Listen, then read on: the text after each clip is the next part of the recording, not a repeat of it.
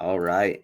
Okay, we're recorded now. Welcome everybody. Welcome back from the long slumber of summer break. Uh, Hopefully y'all got some things. Oh, you missed the deadline to apply for CE? Ah, dang. Okay.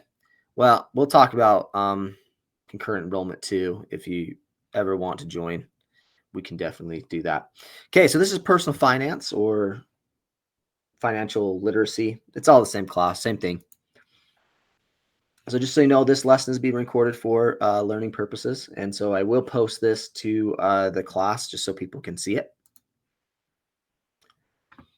Okay, here are my live classroom expectations. First, make sure you're following along with the Nearpod lesson. If you're not able to access the Nearpod lesson, if you wouldn't mind just putting something in the chat, like answers and stuff like that. So you're just participating. Use the chat tools respectfully and appropriately. Also respond to questions and instructions the first time. Okay, this is my family right here. My wife, Christy, married for like 14 years. We have 3 kids, Brooklyn, who is now 10, Kaysen, who's now 7, and Kaylor, who is now 5. So Kaylor actually has long hair right now, and he's actually growing it out because he wants to be like Thor for Halloween. So that shows a little bit about us. This class, it has 2 options for it, okay? The first one is the regular high school course. That's what you're taking right now. It's a block course. You get 0.5 credits towards graduation. It's only a block, and it's basically only kind of informative. So just kind of be going over that stuff. If you do want to do concurrent enrollment, I need to get rid of this because it's not Dixie State anymore. It's Utah Tech. But concurrent enrollments through Utah Tech University, you earn you're actually 0.5 towards graduation, to high school graduation, but you'd also earn 3 college credits if you'd like to do that. Okay. If you're interested in that, it is a semester long, so it's quite a bit longer. It is very intensive, just so you're aware. It's online, asynchronous, so there's not really any live classes, just help sessions if you need it. It's more in depth. There is a college fee, but it's very minimal. It's like $5 a credit, so like $15. So pretty cheap. If you're interested in that, you can email jhymus at utahvirtual.org, and she'll kind of help you there. The application deadline already passed. Yeah, you can apply for next semester if you want. So it would start in January. It's when it would. So if you can do 2 things. You can take this class and get the 0.5 credits, and I'll actually mark off some of the stuff if you want to on there, or you can just take another class now. You can talk to your counselor, take another class now, and then just wait and just take that class in January. I just want to make sure I am somewhat competent. Yeah, it's there's a lot to personal finance, and those that are successful do really well in life, right? It can manage their behaviors and stuff like that. So how can you pass this class? Make sure you're logging in each day, complete the assigned task, turn in the quizzes on time. If you need help, just ask, okay? So let me kind of go over the course real quick. So when you go over here to the OLS, I always post the recordings here to the class announcement. So if you miss class, they're going to come right here. If you go to the calendar, these courses are fairly fast. Okay. They're 8 weeks long. So basically the class ends. Hope it's not going over one more. There we go. October 18th. And so you have all of these things you need to do. We'll have live class every Monday. And so you'll be able to jump onto those unless there's a break or something like that, which I think we have like the 5th will be a break. So I'll just send out a recording there. And so you can see what's due just every week. So classes on Monday, I just have the due date for the modules on every Friday. So like today, we'll have module 1 and 2 that we're going over in class, and you can see what there is. So there's a video that you'll take, and then a quiz, video quiz, video quiz. Same thing, video quiz, video quiz. And that's this week's assignments, okay? These ones are really good. There's students at now Utah Tech, used to be Dixie State. that have gone over these different principles, and there's quizzes on each of them. So this is how it's more like a knowledge-based class. I have them all open now. So if you want to, you can go through as many as you want, as fast as you want. I have some kids that finish in a couple weeks or so, if this is something that's what you want to do. But you do have that option available to you. And quizzes you can also take as many times as you like. Okay. Here's the grade range. To pass, you need to at least get a 60%. So make sure you're doing that. I will be zeroing out grades. If you're the regular class, I'll zero out grades every like Monday. If you're in my what's called SOEP or part-time student class, grades are always zeroed out. So as soon as you hit a D, then you know you passed in that part-time class. Okay, let's see here. Okay, let's start on content real quick. Just a couple things. You just 60%. That's all you want, huh? That's all right. I'm cool with if you just want 60% and get a D and get out.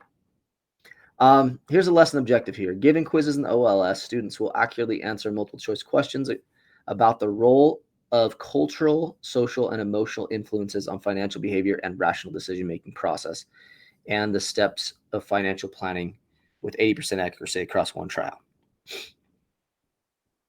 So let's just define what personal finance is.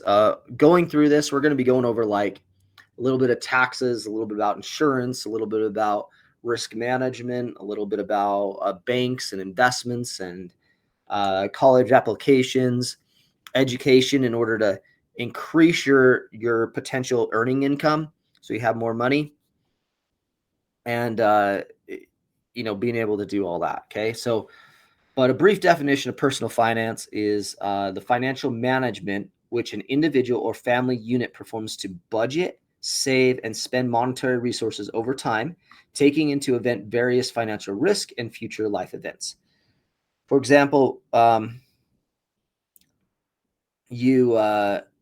of the things that I'm working towards, and I've been constantly working towards forever, is like retirement. Like that'd be a big future event, right? In order to retire, I have to have enough money coming in to cover my expenses and live a nice life, right? The lifestyle I want. And a lot of it's living the lifestyle you can afford, but also you want to as well. Because the great part about it is you can create the lifestyle you live if you make that much money, right? So you got to think about that as you're thinking about your future. So these videos, what we're going to do, we're going to go over these videos. The first one's going to talk a little bit about emotions and stuff like that. So we're going to watch this video, have a little discussion, and then kind of go from there. So here we go.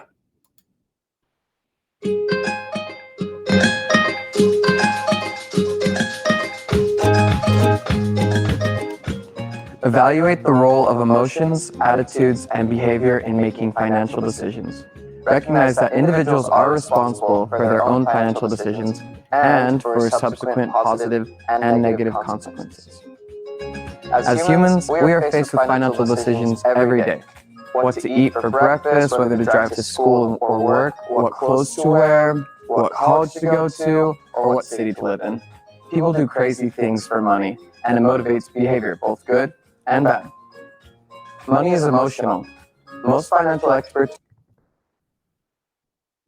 Okay, so here is a question for you. According to the video, money is what? And you guys can just put it in the chat if you want to, or if you're following on the Nearpod, you can do that. Either way. Money, is it emotional?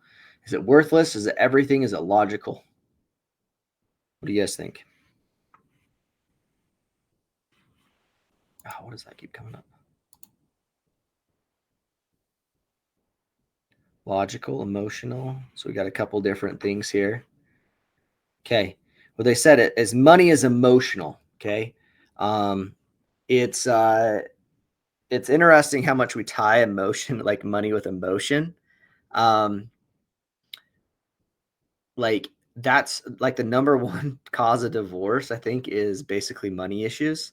And so if you're unable to control your emotional things with money, it's good because, I mean, we can't go out and eat out every night, even though we want to, right? I mean, I'd love to not have to cook and eat out every night, but is that reasonable? Probably not. Okay, here we go.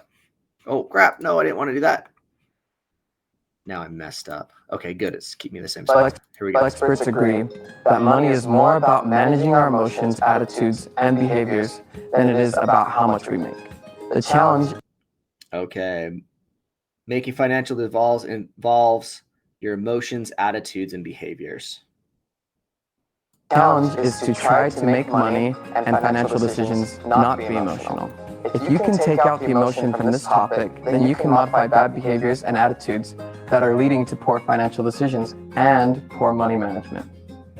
If you make the decision to get a drink at Starbucks or your favorite soda shop every day or multiple times a day, you are letting your behaviors, emotions, and attitudes rule your finances.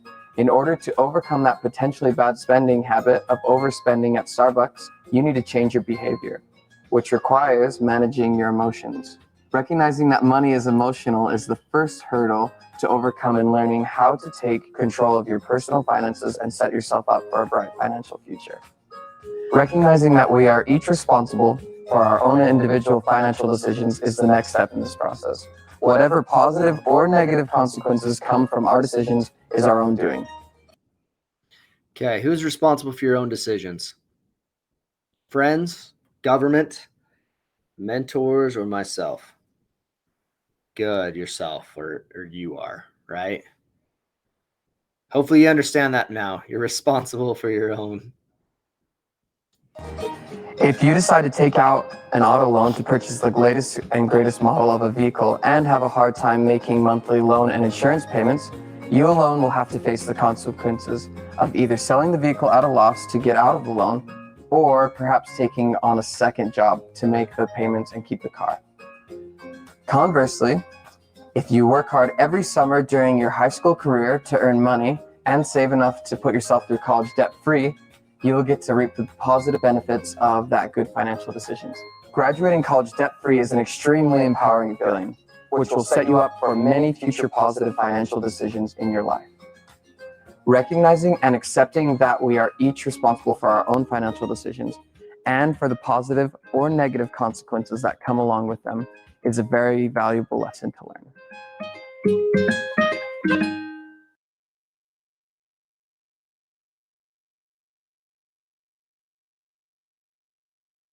Guys, sorry about the echo, I guess. Let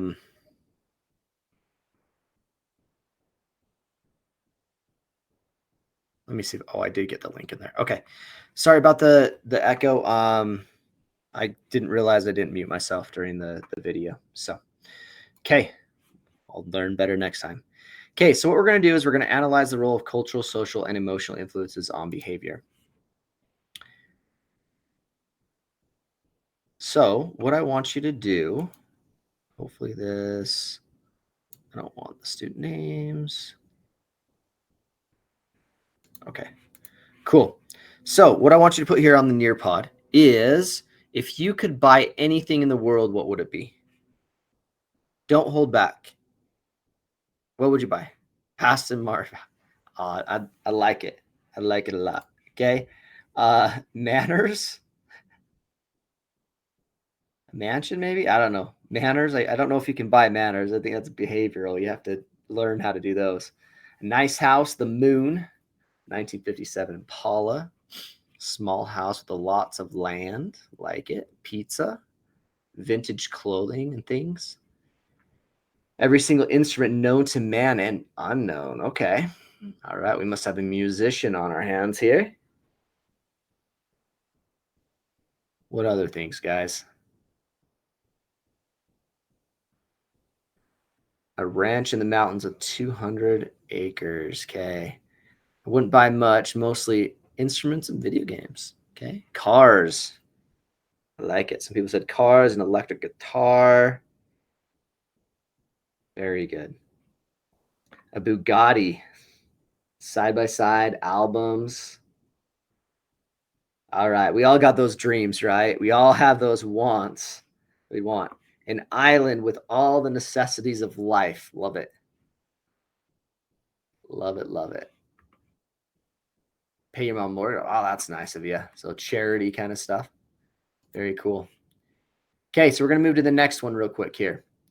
Okay, I'm going to ask you real quick. Why do you not buy what you want? Why don't you just go out and buy it, right? I'm poor. Okay, not enough money. Broke at the moment. Don't have the money. Saving. It's not smart. Okay, broke. They don't sell the moon. Okay. Okay, broke. Responsibilities to tend to. Bills, other bills, right? Not enough money. But you start your job today. Cool. Hopefully you got a fun job. Okay, facts. I have what I need. Have to save for something better. Okay. So it looks like you guys have a really good kind of self-control on it. Work full-time, manager, don't still have enough money. Yeah. So it takes a bit, right, to get what, and we have to prioritize like our needs and our wants, right? Pretty important. That's why it's emotional, ability to keep those emotions under check. Real quick, what would be the consequences if you did buy this item? Would be, okay, some people don't have jobs yet. Uncertain.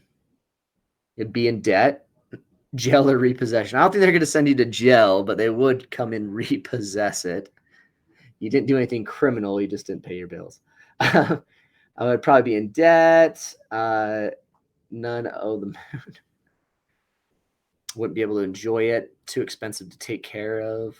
Yeah, I love how these people that get really wealthy really fast, they start buying all this stuff, particularly houses and everything like that. And they don't understand there's maintenance and a lot of money that goes along with continuing up on these things. So it's nice to like slowly, gradually work up to getting money so you can make these good decisions.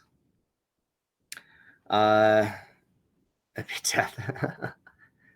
Might be better to spend my money on something more important. If I bought an instrument, it could make it living off them. Yeah, that's true. Like if you're doing it, there's a difference, right, between buying something that. So if you bought a car to run like an Uber, that might be an investment, right, that you could look at.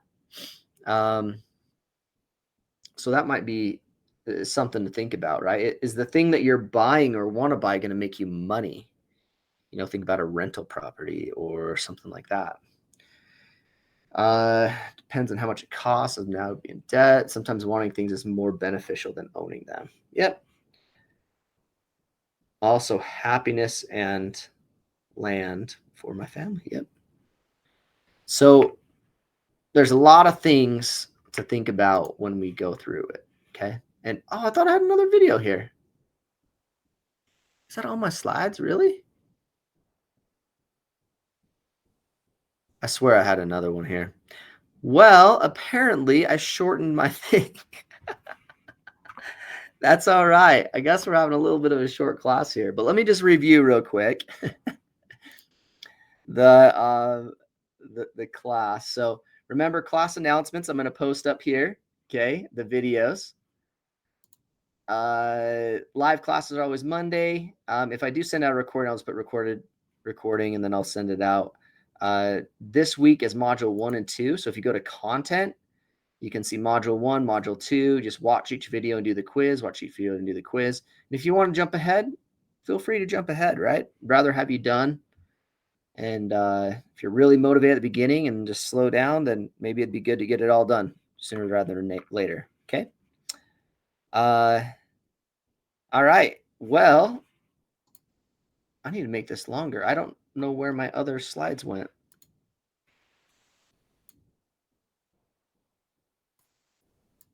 Okay. Well, I guess I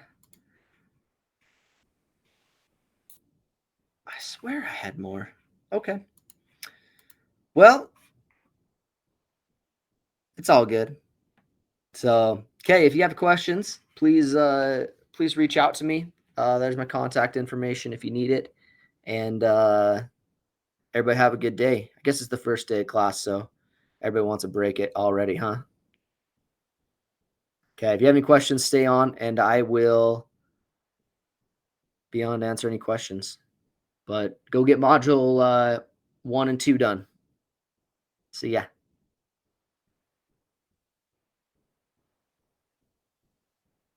See you later. Well, I'm glad you like it, David. Yep, see you later. Wait, somebody says, I'll